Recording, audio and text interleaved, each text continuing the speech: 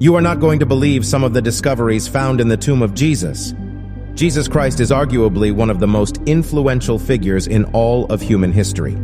He is the central figure of the world's largest religion, Christianity, and his teachings have had a profound impact on billions of people. As one of the most important figures in Christianity, it is not surprising that the exact location of Jesus' burial site is a topic of great interest.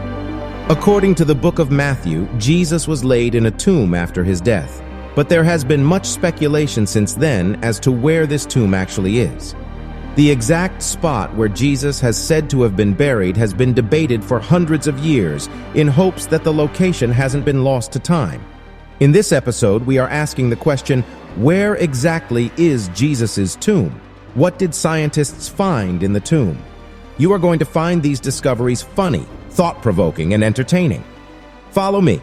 Let us take a walk down to the first spot. On March 1980, construction workers unearthed the Talpio family tomb. The tomb is situated 5 kilometers south of Jerusalem's Old City. The tomb is said to belong to an affluent middle-class family during the 1st century, with carbon dating placed in the tomb as having been constructed during the Second Temple period, 538 to 515 BCE. Inside the tomb were 10 different ossuaries. Skeletal remains are stored in ossuaries, which are also known as bone houses. They might take the form of a chest, box, building, cave, or other structure. Ossuaries were a common practice among the Jewish population as of the earliest 40 BCE. Historically, ossuaries were used in locations with limited burial space or in situations where a lot of people died suddenly, such as a pandemic or battle. The skeleton remains of the deceased would first be taken and deposited in ossuary after being initially buried in a temporary cemetery.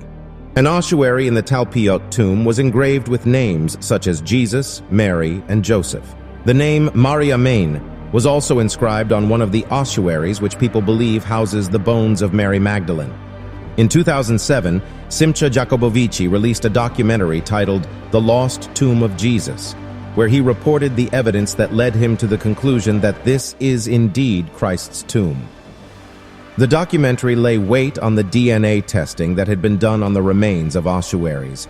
Filmmakers found that all the remains were related except Mariamein, leading them to conclude that she was the wife of someone in the tomb. That someone is Jesus. Well, this is very funny. So they are saying that Mary Magdalene was Jesus' wife. A laughable statement. But wait, let's go further on what they found. Another ossuary was marked with the name Jude, son of Jesus, leaving speculation that Jesus had a child. Really? Why would someone ever think about that? Jesus having a child? There is absolutely nothing to debate here because Jesus never married while he was on earth. The Bible has documented the life of Jesus within the short time he was here on earth and never mentioned he got married and even had a son. There is more to it. Let's keep going. Another ossuary, the infamous James ossuary, was also linked to the Talpiot tomb. Revealed to the public in 2002, the ossuary is said to be been found in the Silwan area, in the Kidron Valley, southeast of the Temple Mount. Filmmakers of The Lost Tomb of Jesus alleged that the ossuary had originated from the Talpiot tomb, as both were described to share a chemical fingerprint with identical small quantities of phosphorus, chromium, and nickel found in the clay of East Jerusalem soil. Now, there's an inscription on it saying Jesus, son of Joseph. Skeptics who do not believe that this is the final resting place of Jesus Christ have spoken out, saying that the ossuaries could have simply belonged to anyone, because the names inscribed were common in that era and that area. The Talpiot family tomb proponents have also been unable to fully address the theory's most glaring problem. Given that Jesus' family originated in Galilee, why would they establish a family tomb in Jerusalem? According to the archaeologist Jody Magnus, only affluent families could afford to use ossuaries as a secondary burial tradition around the time of Jesus. An ordinary grave would have been used by a poor Galilee family. Additionally, according to Magnus, the names on the ossuary in the Talpiot tomb show that the tomb belongs to a family from Judea, where people are known by their first name and their father's name, as opposed to Galileans who would have used their first name and hometown. So if not the Talpiot, where is the tomb of Jesus? Well, let's walk over to the next spot. Discovered in 1867.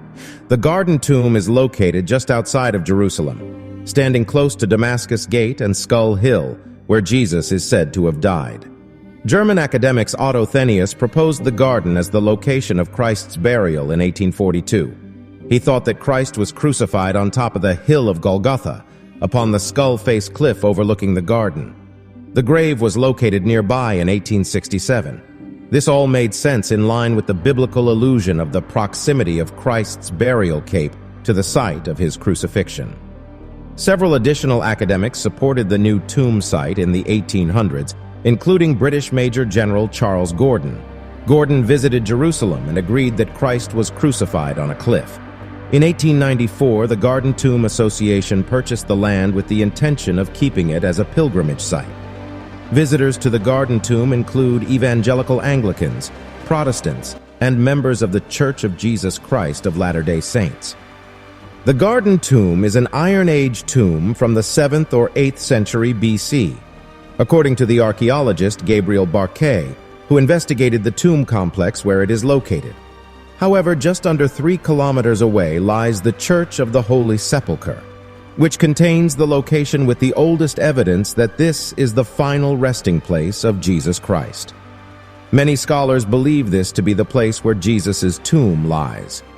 Traditional reports place the construction of the church itself in the 4th century BCE. Constantine the Great, the Roman emperor who legalized Christianity, had his mother, Helena, search for Jesus' tomb in Jerusalem.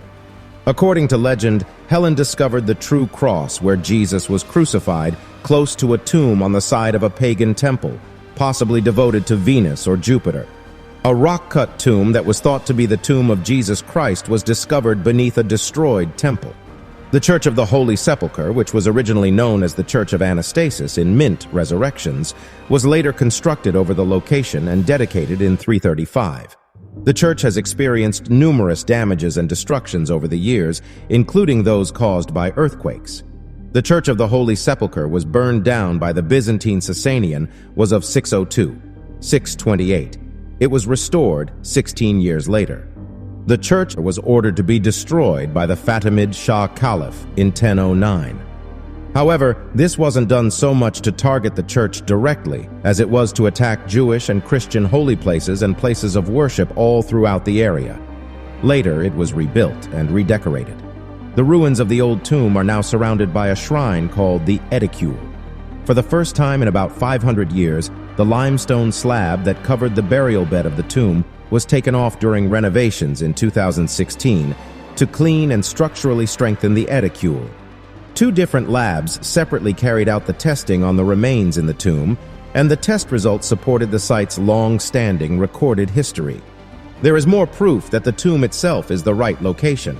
Jesus was reportedly crucified outside of Jerusalem. According to the Bible, Jesus was crucified on the hill and was buried in a tomb nearby. During Jesus' time, funerals were almost always performed outside the city. The church would have been outside the old city of Jerusalem's walls during Jesus' lifetime because they didn't reach as far as they do now. Archaeological evidence has also shown that the second wall around the church was constructed later, supporting this. We may not be 100% confident that the location of the Holy Sepulchre Church is where Jesus was laid to rest. But I think if the bones of Jesus were actually found, then it would suggest that Jesus of Nazareth did not rise from the dead, that the earliest disciples either were massively deceived or themselves were massive deceivers, and that Christianity is basically a hoax. Several people would cease to be Christians due to the absurdity of believing that someone has risen from the dead, and therefore is immortal and glorious, when in fact he has died and decomposed. But here is the real deal. Scholars may never conclusively prove which ancient tomb was the authentic burial place of Jesus. Wherever the tomb was or is, it is empty. Jesus Christ has risen, overcoming death so that we may have life. So what do you think?